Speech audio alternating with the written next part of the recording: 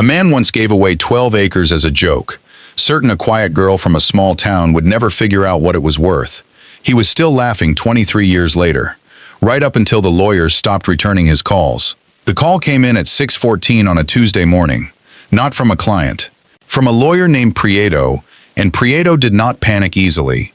Nora was already at the kitchen table, coffee in hand, notebook open, same green spiral she had carried since she was 11 years old.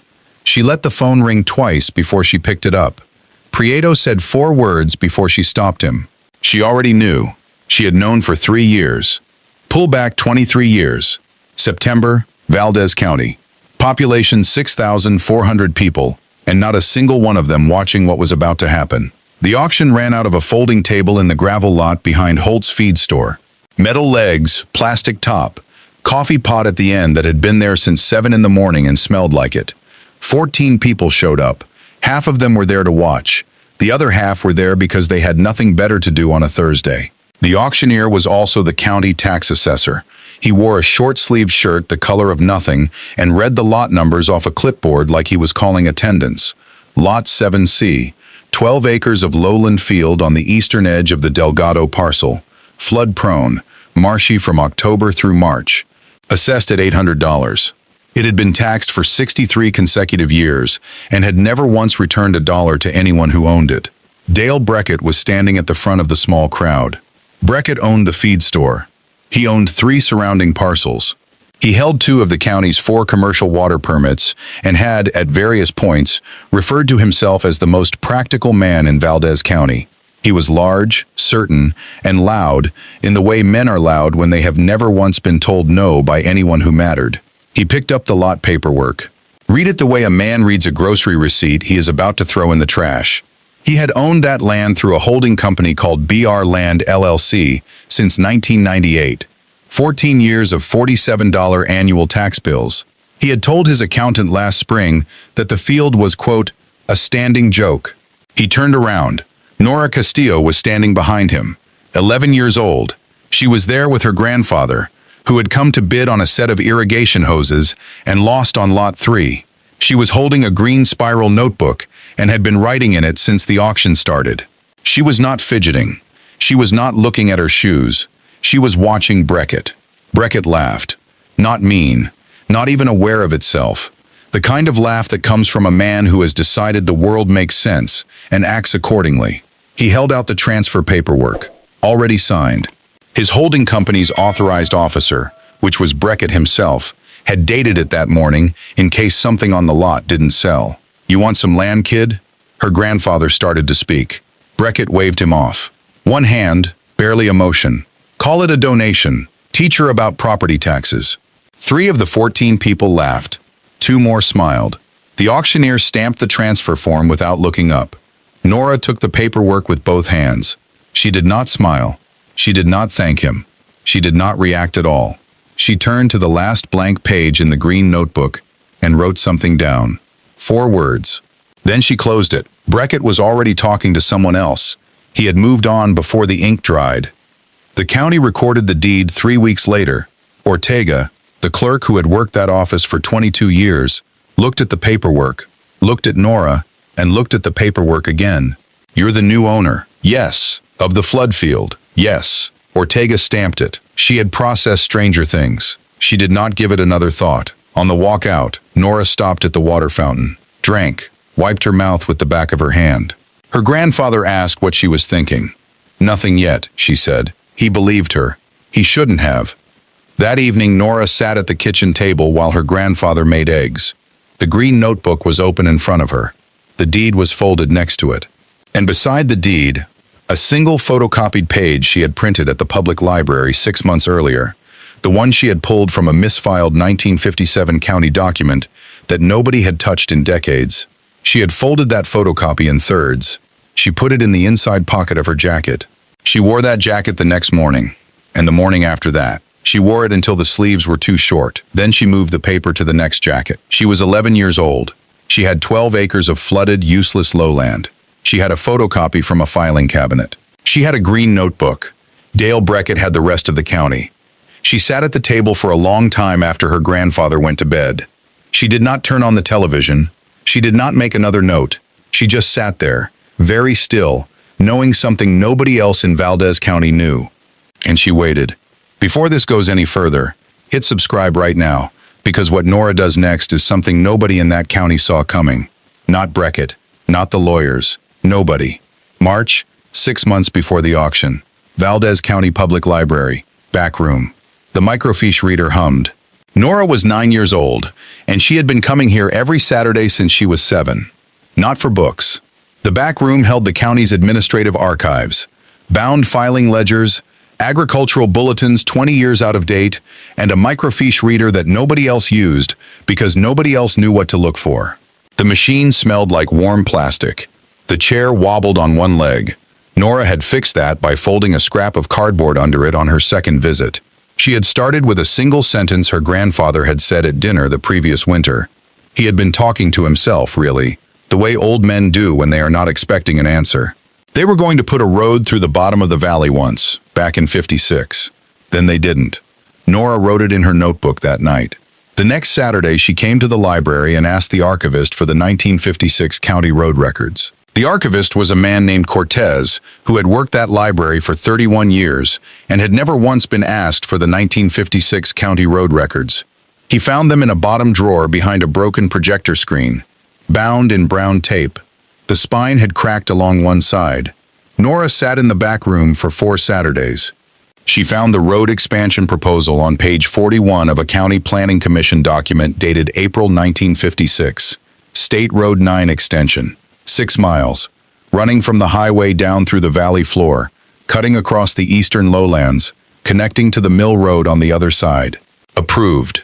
Then canceled. The cancellation was dated November 1956. 1 page, 3 paragraphs. A private landowner had refused the easement. Without that easement, the road had no path through the valley. The county had not simply dropped the project. They had rerouted it on paper and designated the original corridor, the one through the eastern lowlands, as a permanent water retention zone.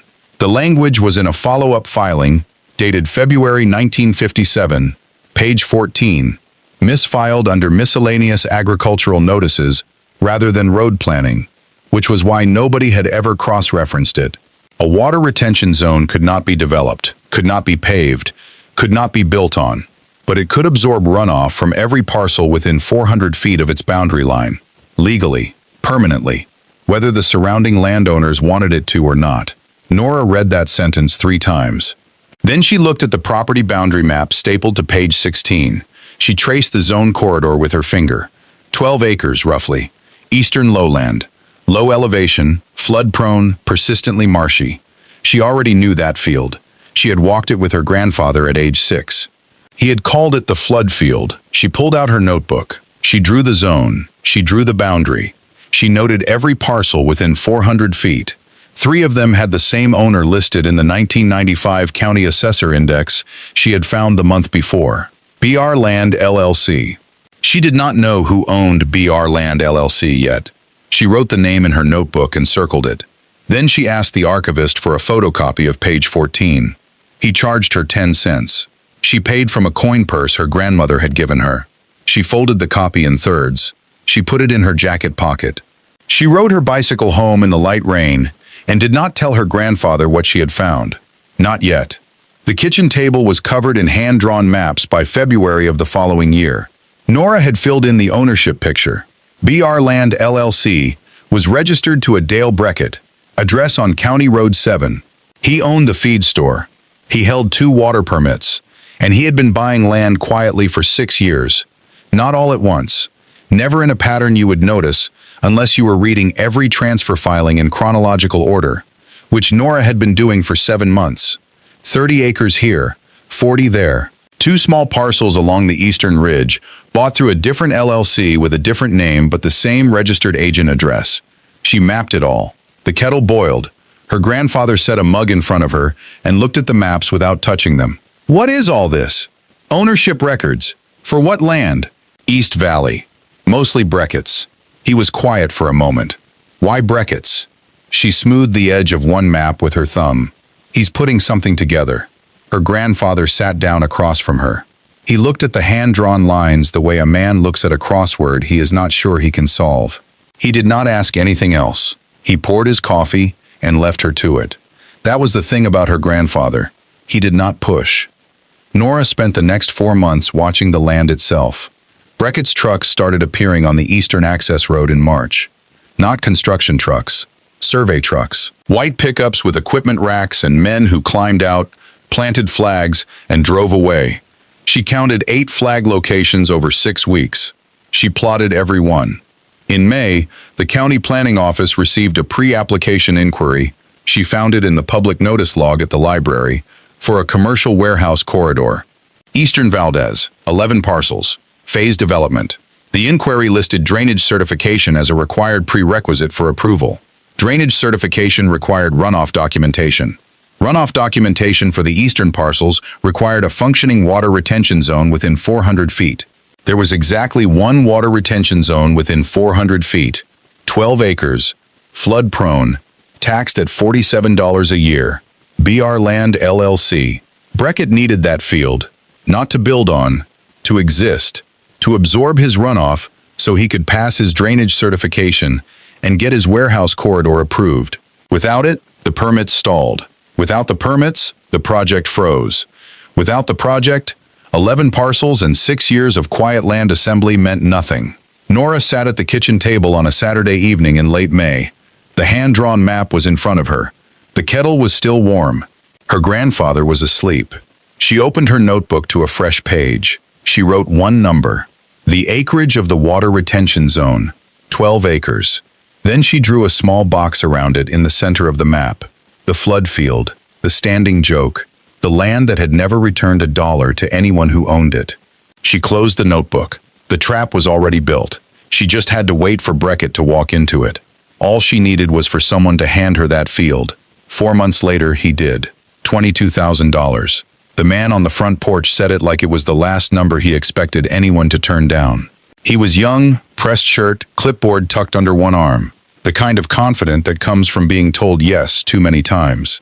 He said his name was Solis. He said he represented a development interest that preferred to remain unnamed.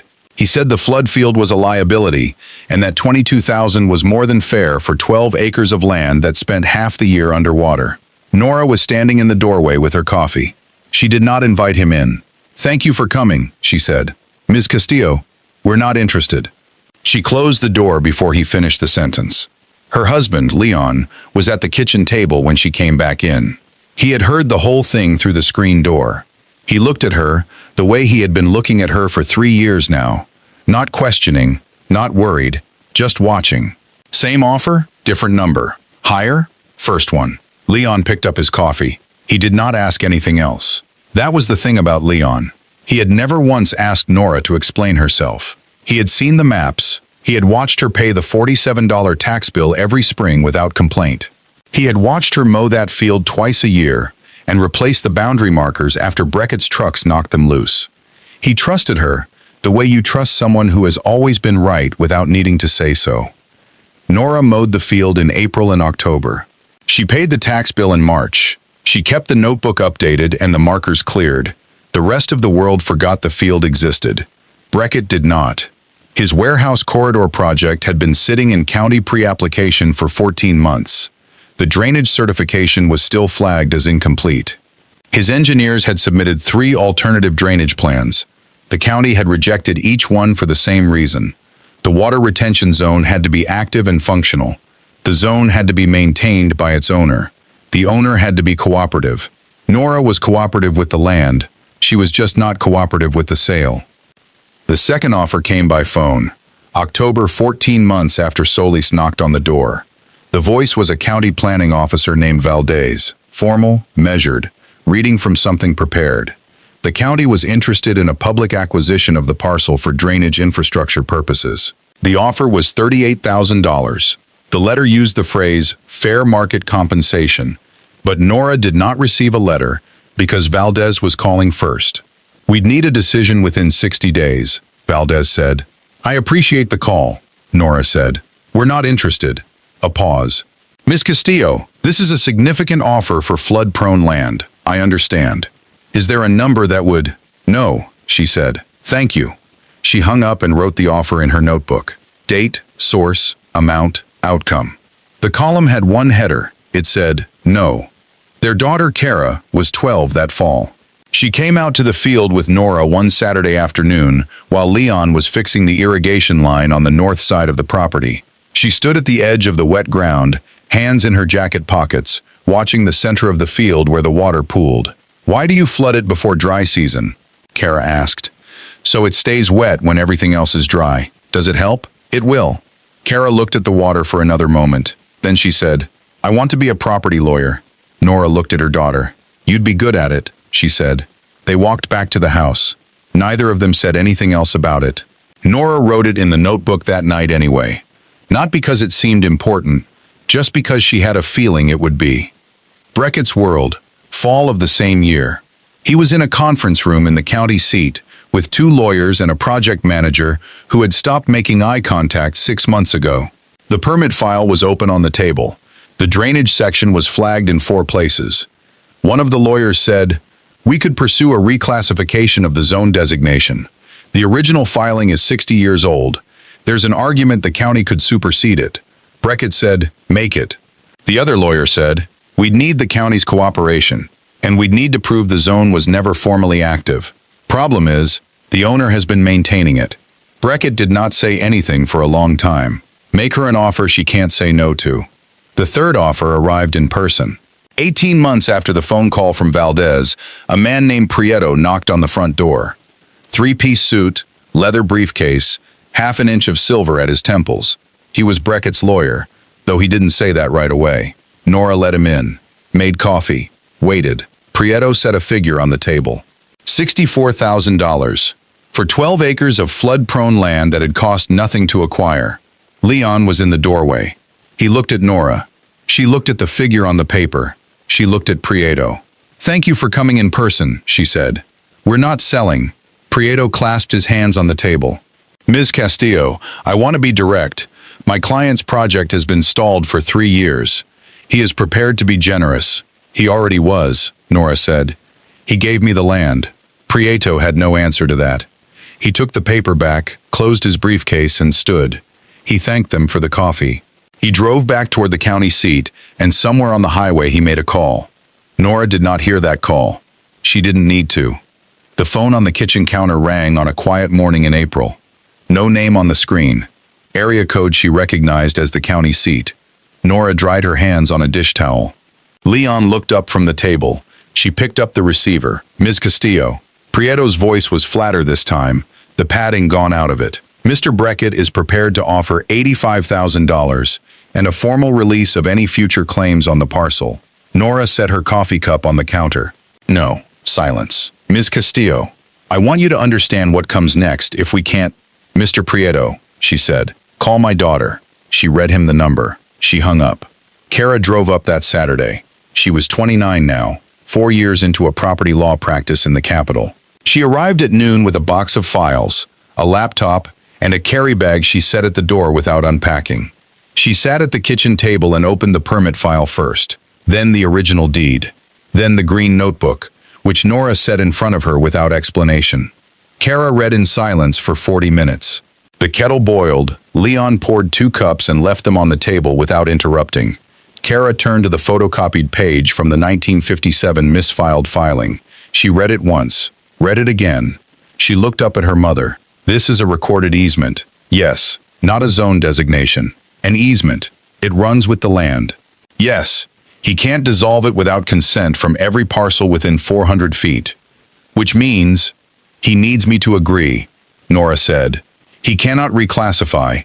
He cannot build. He cannot run his drainage through an alternative path because all 3 alternatives cross land he does not fully control.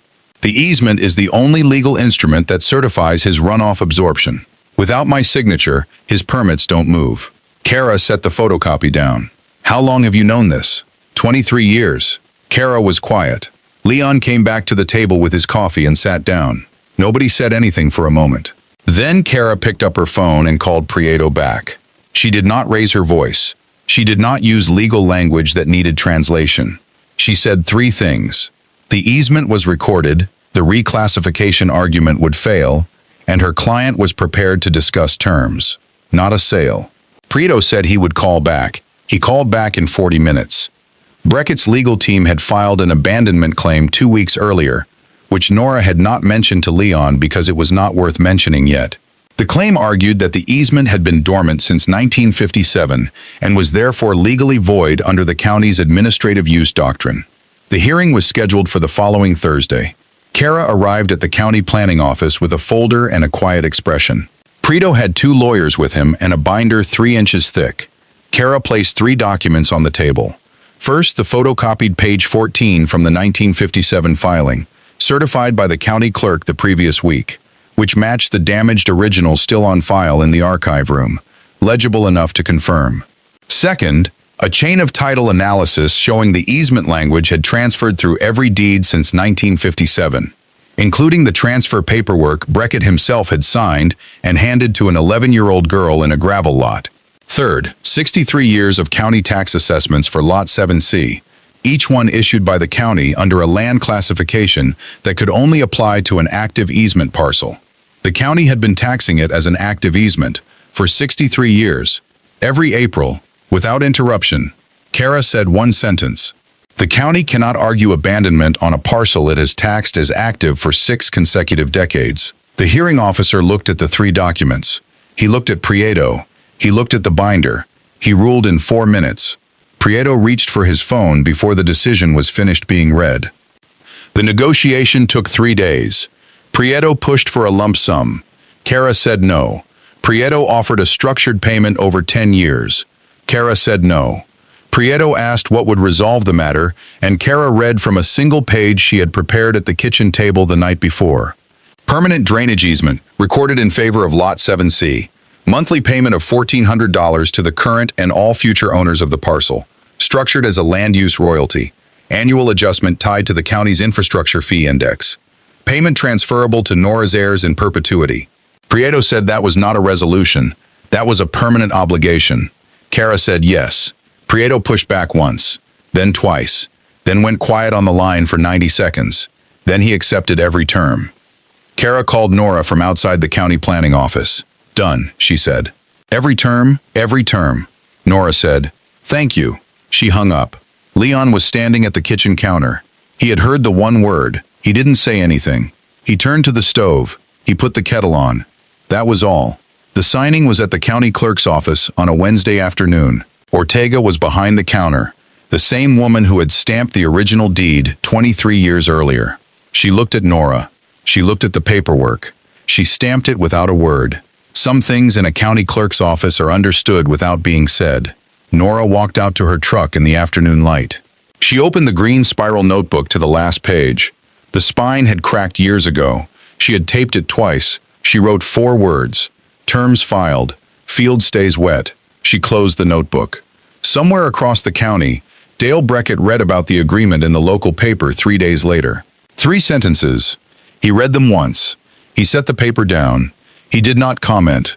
The people who had laughed in the gravel lot behind Holt's feed store 23 years ago did not laugh now. Most of them had forgotten the auction entirely. A few had not. They did not say anything either. Silence, it turned out, was the only honest response. Some men collect land. Nora Castillo collected Patience, and Patience paid her $1,400 every month for the rest of her life. If someone handed you a flooded field as a joke today, would you take the lump sum the moment they offered, or would you wait for the terms that never ran out? Thanks for watching. The land that nobody wanted just paid for everything.